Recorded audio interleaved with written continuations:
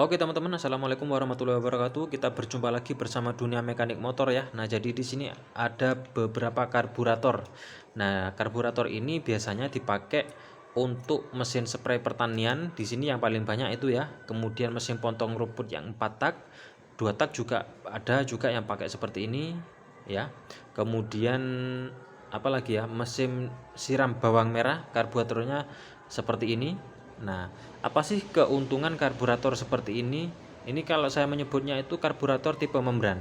Tetapi kalau toko-toko kios-kios itu biasanya menyebutnya ini adalah karburator tipe injeksi. Nah, apapun namanya, yang penting bentuknya itu seperti ini ya, teman-teman. Nah, jadi kalau di sini saya itu sering garap karburator seperti ini itu di mesin pertanian atau mesin spray ya, punya Pak Tani itu loh ya. Nah, itu. Nah, apa sih keuntungan dari karburator seperti ini? Keuntungan daripada karburator seperti ini itu adalah bebas untuk penempatannya. Jadi penempatannya itu nggak harus begini ya, teman-teman. Nah, penempatannya nggak harus berdiri begini, agak miring sedikit gini dia juga bisa. Kemudian bahkan terbalik pun begini ini juga bisa. Nah, begitupun juga untuk tangkinya ya. Tangkinya itu bisa di bawahnya karburator ya, bisa juga di atasnya, bisa di sampingnya bahkan ya. Nah, jadi itu tidak terpengaruh karena di sini sistemnya itu memompa ya. Makanya seringkali kios itu menyebutnya itu karburatornya ini adalah tipe injeksi. Nah, kalau motor-motor injeksi itu ya, baik tangkinya itu di samping, di bawahnya mesin itu pasti nanti akan bisa karena di situ ada pompanya. Nah, melainkan di sini kan secara otomatis pompanya itu menggunakan membran ya. Nah, jadi di video sebelumnya itu sudah saya jelaskan bagaimana cara kerjanya karburator seperti ini. Sudah sangat detail sekali. Nah, makanya di sesi 2 ini saya mau menyebutnya karburator seperti ini itu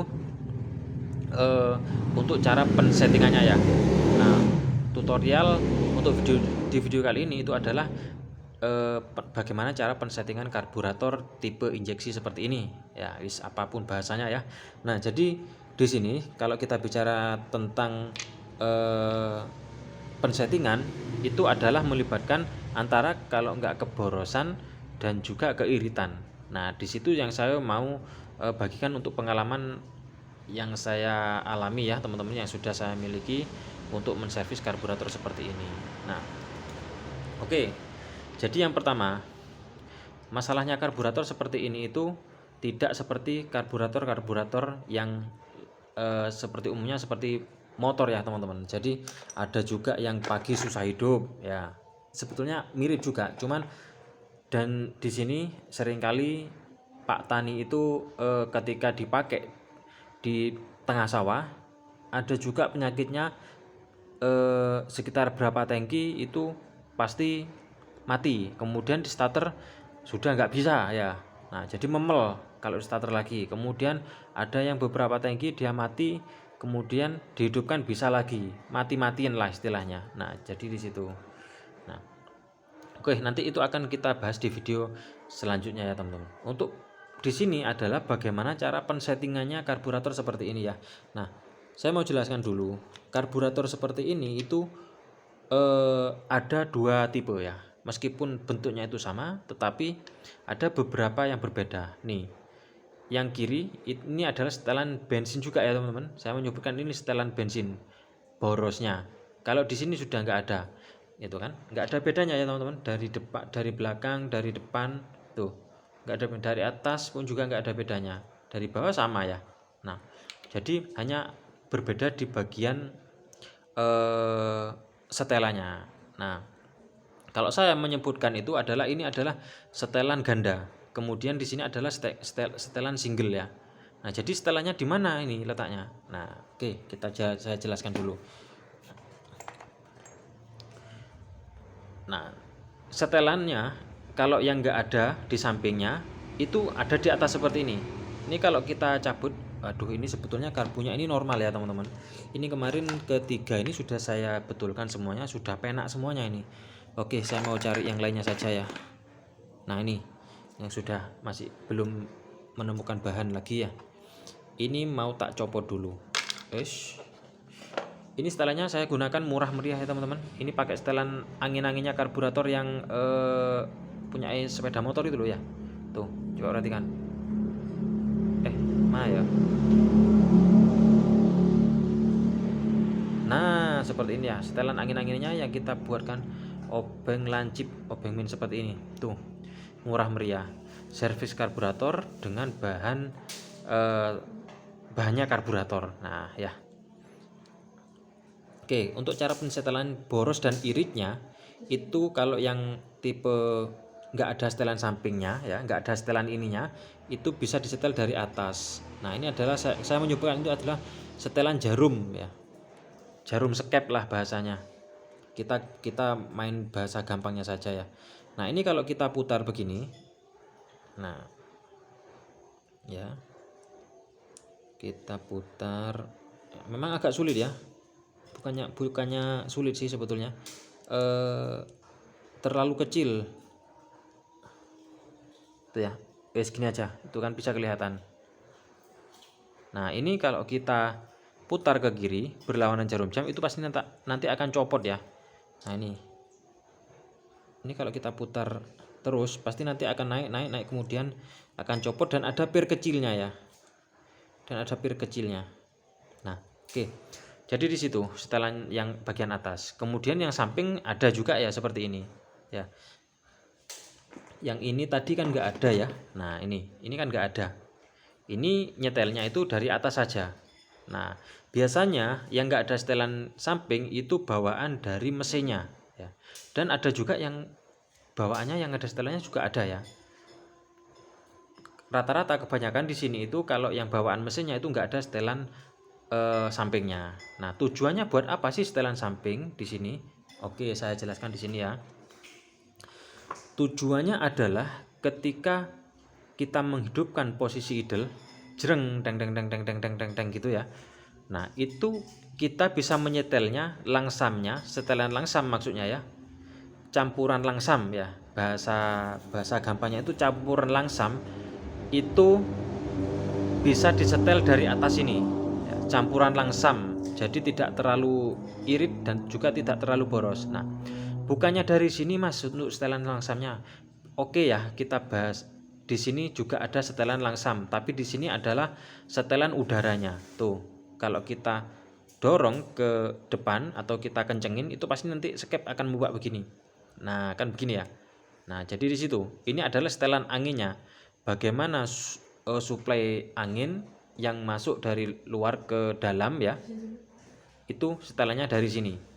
Nah, untuk menyetel bensinnya kita menyeimbangkan daripada bukaan skep ya, bukaan katup itu dari atas.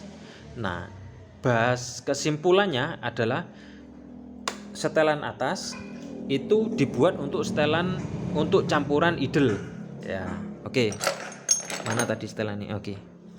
Ya, untuk campuran idle saja.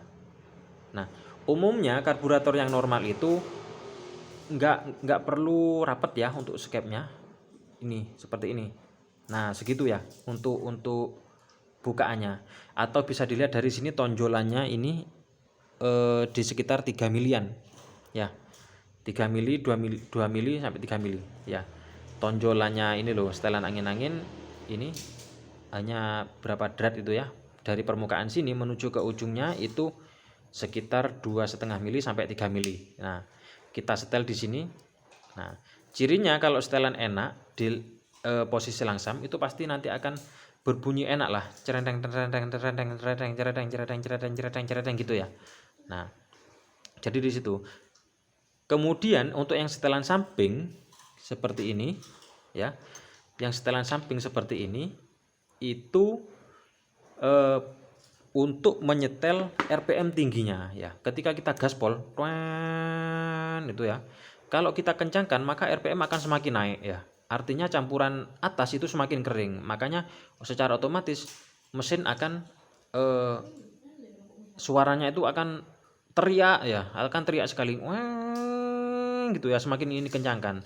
Nah, kalau ini terlalu kencang pasti mesin akan mati. Nah, teman-teman silahkan coba kalau yang punya karbu normal dulu ya kalau mau mencari ilmunya. Belikan karbu yang normal dulu atau mesin yang normal. Teman-teman cari perbedaannya. Bagaimana RPM tingginya itu seberapa tingginya, kemudian langsamnya itu seperti apa, campurannya yang pas. Di video-video saya itu sudah banyak ya teman-teman, apa jenenge, langsamnya itu mungkin bisa dipahami. Kalau RPM tingginya mungkin butuh feeling yang lebih ini lagi ya teman-teman. Nah ya, jadi adalah kesimpulannya, setelan atas itu adalah untuk campuran yang pas pada saat posisi idle. Nah, dengan catatan tonjolan di sini ya, tonjolannya setelan angin-angin itu keluar sekitar 2,5 mili sampai 3 mili. Nah, di situ. Kalau terlalu begini, ya sebetulnya nggak apa-apa ya teman-teman.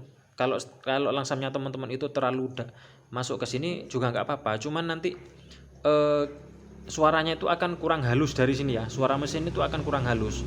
Cerodong cerodong cerodong cerodong cerodong, agak ngosos lah istilahnya. Kalau bahasa bahasa Jawanya itu ngosos ya. Nah, kemudian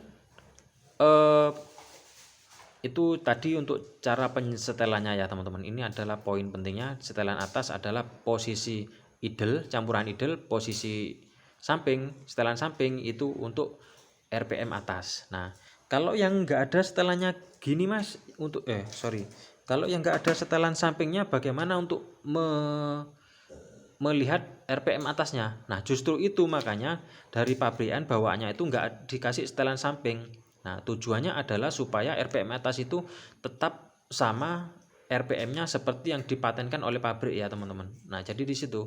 Makanya kalau nggak peka, kalau ini terlalu kering untuk setelan atasnya, maka nanti efeknya akan merusak mesin ya.